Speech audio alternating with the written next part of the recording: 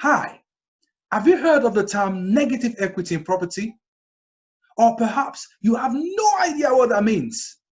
In this video, I will be focusing on negative equity in properties. I'm going to be talking about what negative equity means. I'm going to be sharing with you how you can avoid negative equity. And I'm also going to be talking about how I can help you get out of negative equity if your property is already negative equity. My name is David Adewale. I'm a property investor. I also source for property deals to generate long-term and short-term return on investment for investors like myself. What I tend to do is I work closely with investors to understand what their goals are in terms of property investment. And based on individual goals, I source for deals, property deals that will help them on their journey of their property investment. I focus more on the UK property industry. That's because I actually live in the UK and I have my investment in UK. I mean, I do have investment outside of UK, don't get me wrong, but I focus in UK. Why? Because I live here and I understand it better. I'm a co-director of Elswap Properties Limited. Now, Elswap Property Limited is a UK registered property company. So we manage properties, on behalf of our clients and different portfolios that they might have. We also sell properties on behalf of our clients. Like I said earlier, we work closely with investors to achieve their investment goals in sourcing properties for them. And we also do some specialized work like services rather, but like working with property owners, landlords that are actually having issues with their properties, with things like either negative equity on their properties, or they are trying to they got a big portfolio of property and they can't manage it. Or sometimes we do have some of our clients where they have huge property and they're looking to retire and they don't know how to do it. So we help them with that as well. We also work with first-time buyers that are struggling to get to the property. So we do work with different individuals and anything that's related with property, residential property, specifically in UK, is what we actually focus on. Elswap Properties is registered, like I said, and we are fully compliant in the UK. So let's go deep into the video. Now, I'm going to talk about asset and liability before we actually start talking about negative equity. And the reason why is the assets is what you actually have that brings money into your pocket, while liabilities are things that takes money out of your pocket. There is actually a link between asset and liability talks, and that's why I've actually included that in this video, so that we can understand the concept of negative equity and how it works as well. So, as I said earlier, asset is anything that brings money into your pocket, and assets are things like cash, investments that you actually have, that you've invested your money into, office equipment. So if you have a company, for example, your office equipment are assets, your machineries are assets. Real estate, whatever it might be properties in terms of residential, commercial, lands, whatever it is, those are assets as well, because what happens is they generally increase in value, and that's an asset for yourself. Companies that own vehicles as well, those also can be classified as an asset. I mean, I'm talking about companies that like hire company, for example, car hire companies, and their vehicles bring money into their pocket, and that's an asset for them. Liability, on the other end, like I said earlier, things that actually take money from your pockets. Things like bank debt are liability. Mortgage is a liability. The property is not a liability, but if you took a loan, like a mortgage, for example, on purchase of a property, that loan is going to be called it's a liability, because it's what you owe and it's taking money out of your pocket. The same thing is you have suppliers, if you're a company as well, or wages, owed, taxes, and the list goes on and on and on. But this video is not about talking about asset and liability. I just had to touch on this so we can actually understand what negative equity is as we go further in the video. Now, what is negative equity? If a property is have a value that is less than what was borrowed, so that I mean that if the debt is higher than the asset, then you have negative equity, right? So a liability you have, for example, in this case, you have a property which you bought, and the property was sold for £100,000. That was the price you paid for it. But then the actual value of the property is now £80,000. So basically, you're actually buying above the market value. The and you've taken a mortgage based on the actual price, which is £100,000, which means you're actually borrowing more than what your property is valued at. The differences are of that is how you find out if you're in a positive equity or you're on a negative equity. Now, so how do you know that your property is in a negative equity? Now, generally in the UK, I mean, I can talk about UK because I live in UK and understand how the market works in the UK. But what happens generally is when people buy property, we are under the assumption that when we have a property, yes, we have the assets, right? And then we are paying our mortgage on a monthly basis. There is nothing else for us to worry about. We just wait and, until we finish paying our mortgage, and we think that we are free of it. So there are many people in the UK that own property, but they do not know if the value of the property is actually over the mortgage that they owe on the property. So how do I calculate to find out what an equity is, to find out if a property is in a positive equity or a negative equity? This is how we do it. So if you check the value of your property, in this scenario here for positive equity, you have a value of the property going for £100,000, for example. That is what is valued at, right? And but you took the mortgage that you have left on that property is £90,000, giving you a difference of £100,000. Now, because the value of the property is more than what was owed, you are in a positive equity in this instance. Now, the other case is if to then find out what the negative equity is. If you look at the value of the property in this instance, here is £90,000, and the mortgage that was owed on this property is £100,000. The difference here is that the liability, which is the mortgage debt that was owed, is higher than the asset, rather, and giving you a negative £10,000. That negative £10,000 brings you to a negative equity. This is how negative equity is calculated and derived. So how do properties get into negative equity? Right, I've given an example earlier. So obviously, if the market value of the property is less than what was borrowed, obviously the property will be in negative equity there. All right.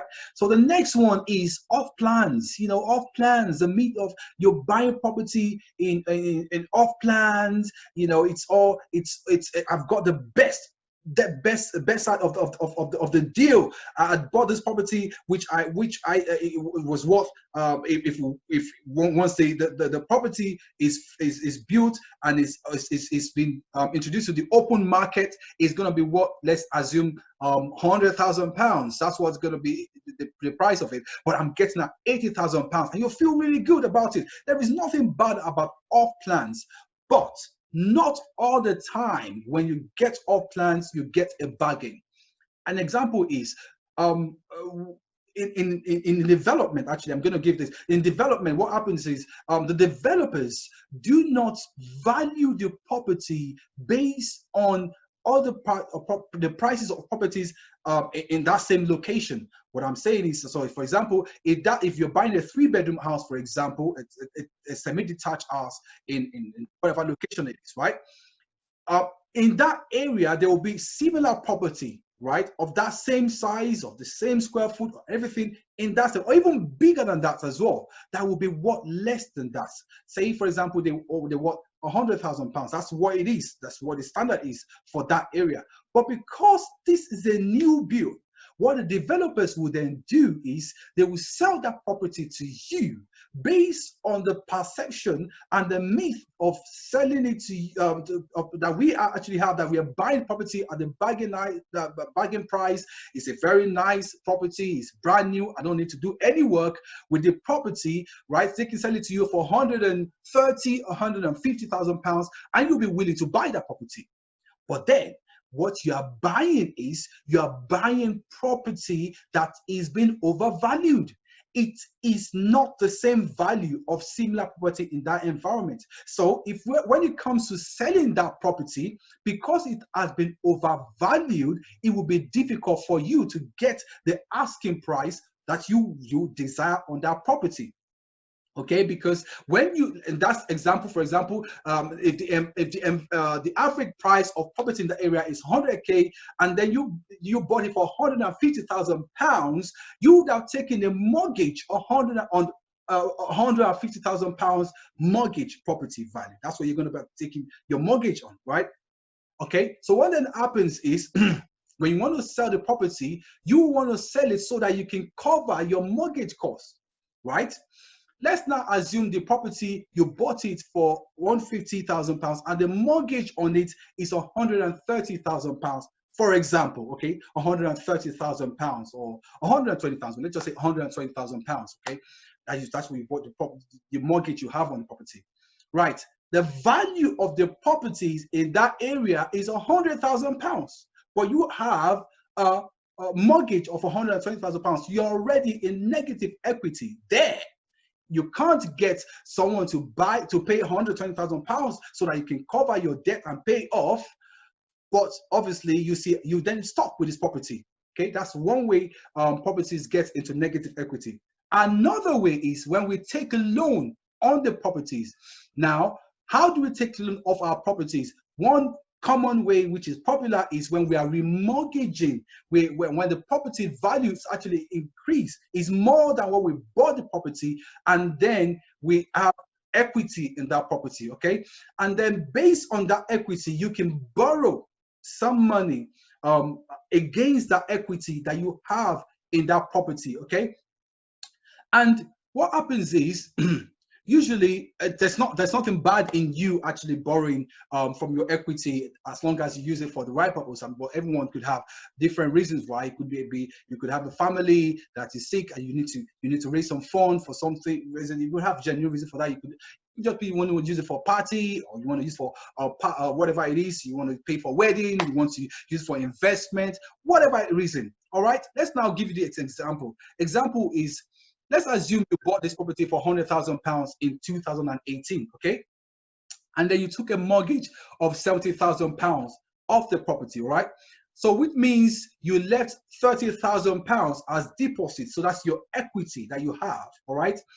So, but obviously your liability is 70,000 pounds, your equity is 30,000, your equity, your asset that you have is 30,000 pounds. That's what you have of that property, okay? Okay, let's now assume in 2020, the property then increased in value to 120,000 pounds. So you take him and your mortgage is reduced to 60,000 pounds, which means you've been doing repayments on the property all this while for the past 2 years of the property, right? It's now brought the debt that you have on property down to 60,000 pounds. You have equity, you add an equity of 30,000 pounds initially, but because you now have an addition in value of the property, and also you've done a repayment on your mortgage, you now have 60,000 pounds equity in the property. So you now have 50% loan to value, which is 60,000 pounds in your mortgage, 60,000 pounds in your equity. All right, now let's now assume you want to take some money off your equity. You want to take some of this, you want to take some of your equity out. Okay, all right. So the only way, so the way you can take this equity out without you owing anyone more money is if you sold the property. But in this case now, you're actually remortgaging it, right? You want to remortgage, you want to go back and take more loan based on the value of the property, which is 120,000 pounds. Okay, if you remortgage for the purpose of getting money out of it, what then happens is, obviously the lender that you're actually approaching to get the mortgage from, or to remortgage for, from will then ask you to put some of your equity down in the property, because when you buy property, they want you to have a deposit in it. So let's now assume for you to then take some of the money out. We decided to leave 20% of the value of the property down, which is £24,000. So you leave the 20% of it, which then means that your loan to value is 80%. Okay, you have 20% of the £120,000, which is £24,000. You owed £60,000 before, that was what you were owing. So now this mortgage lender will give you £96,000, £60,000 to clear up this, which is your debt now, and they will pay £36,000 to yourself, which is what you wanted, right, from it. So you have more liability, more debt in that way. And then obviously your equity is only £24,000. It's not usually £36,000 you're going to get, because there are going to be some fees. It depends on what the terms on the mortgage you had on the previous mortgage you had. Okay. Now let's now assume that COVID then happens, right? This happened in, let's say, January or so. COVID then happens, and the price of the property then dropped to £95,000. I mean, the value of the property drops to £95,000. So what then happens is you have the mortgage at £96,000.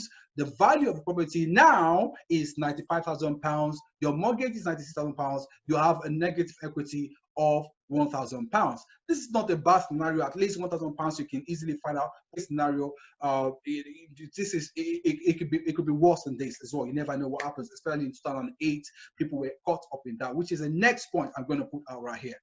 The next point is when you buy a property at a peak time, right? When the price is really high. In 2006, when the price of property, the value of property, especially in London, was shooting up, really going up, then what happened in 2008 was that the recession then came in. Right. When the recession came in, it makes there was a decline in market. So if you had bought a property, let's assume in 2006, then for £120,000 in this example right here, and the price then drops down to £95,000, it means you have negative equity. It depends, so because you took your loan based on £120,000, but the value is now reduced. That's another way people a property gets into negative equity. The next point is here other ways where property could get into negative equity. If you buy property in the bad location, for example, there's a crime rate and the flood and things like that, that also can affect the property value and make it drop down and put you into negative equity as well. It depends on what the loan you actually have on the property might be. No repayment plan set up, or you're securing interest loan with minimal amount applied towards your loan principal as well. So that also can also affect. So for example, this is an example of where you've done a remortgage, for example, and then you obviously the interest is high, and you've borrowed more, and then the value of the property also drops as well. And because you're on the interest rate, interest only, and the interest is also high, what then happens is obviously that's what you can afford to pay on a monthly basis. If price of the value of property drops in that environment, that location, it means you can't afford to do repayment, and then obviously you're not paying down your debt, and obviously you could get negative equity as well. Another one that is common again is people want to get on the property ladder, and there are lots of different schemes out there. You can get a mortgage for 5%, but the downside to that is if you bought the property in a very bad location, for example, where prices, especially, or you buy property which is a brand new build, for example, which is already overvalued, and then you have a 5% deposit on the property. Now, this example now is a very low. So this example now, you have property for £100,000. Okay, you put a deposit up of £5,000, right, on this property, on this property, which means you took a mortgage of £95,000. If the value of the property was to drop, right, especially if you bought the property as a new build, right, which is already overvalued, all right, you end up having a negative equity of -5. Let's assume right now, you bought it, recession happened or whatever happened, anything could happen, right? And the price of the property, the value of the property then dropped in that location to 90,000 pounds. You already had a debt of 95,000 pounds there. Your value is now less than your liability. You have a negative equity of 5,000 pounds. So that's ways people get into negative equity with their property. Okay. Now, the issue with negative equity, it's an immediate problem when it comes to sell the property, because obviously you bought the property at a very, or maybe the value of the property is dropped down, your mortgage is higher, right? But if you have sellers, buyers rather, that want to buy property in that area, they won't pay you your mortgage, right? In the scenario of you have a mortgage of 100,000 pounds and the value of the property is 90,000 pounds. If the value of property in the area is 90,000 pounds, buyers will not want to pay you 100,000 pounds. Why would I do that? So another thing is, let's assume that the value of the property dropped to 100,000 pounds when and you took a mortgage of, let's assume you have your mortgage of 120,000 pounds. That's what your mortgage is lit on it. So you have a deficit of 20,000 pounds, right? That's what you have as negative there. When you sell, unless you have 20,000 pounds out of your pocket, right? Once you sell the property at the value, which is 100,000 pounds, you then need to cover 20,000 pounds plus any other cost from your own pocket. Unless you have 20,000 pounds in your pocket, then that should be fine. But if you don't, because we've actually had different scenarios where people have huge negative equity on the property, I'm talking about 50%, is really, it could really get that bad as well. Another problem with negative equity is it can also be difficult for you to remortgage. I mean, especially when you want to remortgage on a property that already has negative equity on it, you will be given the best deal in terms of interest, right? You will get an interest that will be so high because you are owing more than what the property is valued at, right? And that's what it is as well. That's another problem it is when it comes to remortgaging with a property that has negative equity. Now, most lenders, when it comes to negative equity, they are always reluctant to borrow, right? And if you do have any of them that will borrow to borrow money on a property that's got negative equity, for example, it could be a case that you've got, let's say you come to the end of the term of your mortgage. Let's just say we have 5 more years, and then you decide I want to extend that as well, but you have negative equity on that property, so you want to go on another mortgage that will give you time, right? Probably like 15 more years or whatever more years you want to add to it. It's very difficult to find lenders, but if you do find lenders, the rates will be so high as well. So what they would usually do is they'll just put you on a variable rate in that scenario, and that's very it's not really what we advise people to do. But there are solutions, there are solutions that you can do, that you can put out in this. So these are popular solutions rather, which people can also think about, right? You can either sell the property and pay off the negative equity at the time of sale. So you can sell the property. Let's say the property is worth 100,000 pounds, for example, okay? And your loan on it is, the mortgage is 120,000 pounds, okay? When you sell the property at 100,000 pounds, which is the value of the property, right? Most likely people will want to actually discount property for you, and they want to try to bargain and say you want to buy less than the value of the property. Let's just say you find a buyer that agrees to buy it for 100,000 pounds, which is the value of the property, but you're owing 120,000 pounds, right? By the time you take out all the fees of solicitors and everything that, then obviously you need to pay the balance of it to the lender. Okay, So that's one solution. You then need to go to your pocket or maybe go to families and then do that. Okay, that's fine. In a case where the negative equity is like £1,000, £5,000, that's fine. You can still, cough that out and say, I'm okay, I'm fine, I'm all right. But if it is like £20,000, £50,000, well, then that will be a huge hit in your pocket.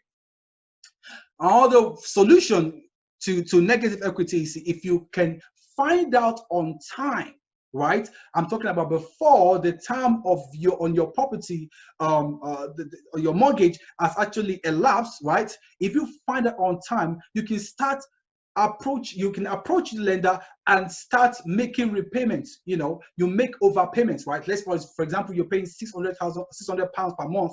For example, you can look for ways to increase that so that you can start reducing your debt, right? You can reduce the debt. This is it's a way as well that you can get out of negative equity, but that is if you catch it on time. All right, if you catch it on time, and then you can start making that arrangement. That's one way of doing it as well. Another thing you can do is, if the property is on a buy-to-let, right? What you can do is you can rent out the property out, right? You can rent out the property, and as you rent out the property, right, you can then start making money from it, but you're not keeping the money into your pocket, right? You then giving out that the extra you're making from the rent, the profit, you give it to the lenders to reduce your loan. But there are specialized solutions for this. Specialized solutions for this, which we are proud to introduce yourself, and that we also do. We can also help with people that are facing negative equity on their property, and they don't know how to get out of it. I mean, they've gone through the first 3 options and it doesn't seem to be the best option for them. There are ways we could do it as well. The first one, I'm just going to be sharing 2 of these specialized solution on this video. So the first one is focusing on buyer, first-time buyer, right?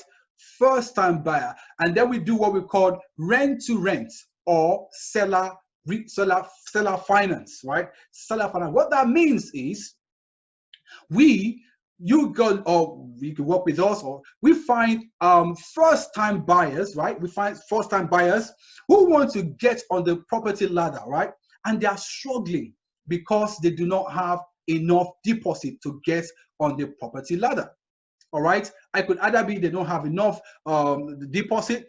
It could either be that they can't just get mortgage because of their age or poor credit record or whatsoever reason, right? They couldn't get on the property market and it's difficult for them. All right, let's assume your property is valued at £100,000 and the mortgage, which is owed on it, is £120,000, right? We now have a negative equity of £20,000 on this property, all right? And you can't afford £120,000. You want to sell the property. What we can do is, and let's assume also you have 10 years on the mortgage as well, and you've been paying £400 interest only at the rate of 4%, right? The solution to this is we go to the market and we find buyers that are struggling to get on the market, right? They are trying to get on the property ladder rather, and either they don't have we have a few of them, either they don't have enough deposit to get on it, or their credit rate is not that good, or they can't get mortgage for whatever reason. What we then do is we then give this property out to them for £120,000, which is what is going to cover what was owed, right? Right, stay with me. £120,000 is what we're going to sell the property to them by. Now we'll be asking, so how are they going to afford it? Why they can't afford it? What we're going to do is, because obviously, if it's first time buyer, at least they should be able to afford £5,000 or £10,000. They can easily raise that, and then we do an exchange on that. All right, we do an exchange on that. That £5,000. Let's just say they find £10,000, for example. All right, in this scenario, £10,000. That's what they found. Okay, all right. £10,000 is what they used to get on this deal for first-time buyer. What we'll then do is we'll that £10,000, you then need to give it to the bank. It is not for you to spend. Remember, we're trying to deal with this. You give it to the bank or to the lender to reduce your mortgage. Okay, so when we do that, we then rent out, we lease out the rest, the property to the buyer. All right, the buyer will not have any mortgage that they are paying. You see, the mortgage is still going to be in your name, right? In this scenario here is 10 years. The mortgage will still be in your name, and you know, so. But then what happens is, we will then change from the interest only, right, to a repayment plan of like 600 pounds per month. The person that is a first-time buyer, who knows that you are genuinely trying to get them in on the property market, on the property ladder, will be willing to pay that extra on it anyways, because they know it's a property, they've done an exchange on it, they've committed to it, so they don't want to lose out on it, because that money is non-refundable. It's going to be deducted from the 120,000 pounds. Okay, so we now have this long lease. There's going to be a solicitor involved in this. The long lease will then be for 5 or 7 years. All right, if you're doing a repayment on 600 pounds every month, right, that will be reducing the debt on the property, right, over time. It might not actually clear it off completely because you have 10 years on it. So that's why we're going to reduce it to 7 years and give like a 3 years buffer, all right, in case, you know, anything happens or so, you know, at least within that time, it's either the price of the property, the value of the property is gone up or whatever it is, obviously, which is still goes back to the buyer. They will be the one that have that benefit from it. But what happens is, during that time, at least something would have happened. You would have been reducing what you owe on the property, and then by that time, at least 5 to 7 years, they will be credible enough to go and apply for mortgage on what is left on it. Okay, it's a win-win. The first-time buyer gets property that they want, although they're paying high for it, but they will still get that benefit back because they are there for 5 or 7 years. The property can shoot up in price and in value again, and that will make it 120,000. So they off on that in that instance, right? So, but then you also have a win-win, because you're also happy because you are able to get out of these property sales without having to pay anything from your pocket. Okay, that's the first option. That's the first solution that we actually show. The second one is what we call lease option. Now, this lease option is not really for first-time buyers. It could be, but mostly is for investors, right? This is where I was talking about. We actually work with first-time buyers, we work with investors, we work with people that want to get on the ladder. Anyways, we'll talk about that later. Now, so we have an investor, right? Will then do what we call babysitting your mortgage, right? We use that term, babysitting your mortgage, right? So what happens when the investor comes in is they get the right to buy the property for the what was owed, which is 120,000 pounds, right? That's what you owed, 120,000 pounds within 7 years, right? Within 7 years. Because obviously the mortgage length that you got right there is 10 years, but we're going to say within 7 years, this investor will buy this property. They'll have the right to buy property at 120,000 pounds. So even if the property value drops less than that, they'll only pay 120,000 pounds. Even if the property value goes up, that's what they're going to pay, 120,000 pounds. That is the deal. Okay. We'll do an exchange as well. So when you hear people say that we bought property for £1 or so, this is what is called lease option, right? So we do an exchange, right? Let's just say between £1 and £2,000, or even more. It depends on how good the deal is for them. So let's now assume that we do an exchange on £2,000. That £2,000, again, you give it to the lender to reduce your debt. Okay, so we now reduce it from £120,000 to 118,000 pounds. It depends on what it is, right? Okay, so let's assume you were on interest only, which is £400, which we talked about earlier. You will stay on the interest only of £400 per calendar month. Okay, this is the incentive for investors who want to do this, because they want to make money. Investors want to make money. So what investors will then do is they will be responsible for the maintenance of the property. they would do upgrade on works on the property at no cost to you. That if there's any work that needs to be done on it, that's not going to be any cost to you, because investors want to milk the property and take out the best out of it, take out the juice from the property. So what they will do is they will rent out the property. They can rent it out for like £700 or so, and they will be responsible for paying your mortgage on a monthly basis for £400. Okay. But then what happens is, when it's time for the investors to buy the property, the investor will buy the property at £120,000. That way you end up not having to pay anything from your pocket to the lender. So these are two ways I've decided to share on this video. There are other ways that we could go about it, but these two ways is what I'm sharing on this. I hope this is really helpful. So as Elswap Properties, right, we specialize in this. We help out landlords or first-time buyers or investors or anyone that's actually caught up with this. There's always specialized solutions that we have and we can help you with. If you want to connect with us, go to our website and then you can just send us an email there. So you can just message us right there.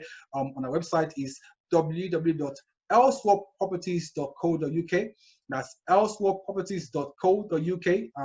There you can connect with us. You can send us a message and we can ring you back, or you can arrange a one-to-one call with us, and then we have a chat there.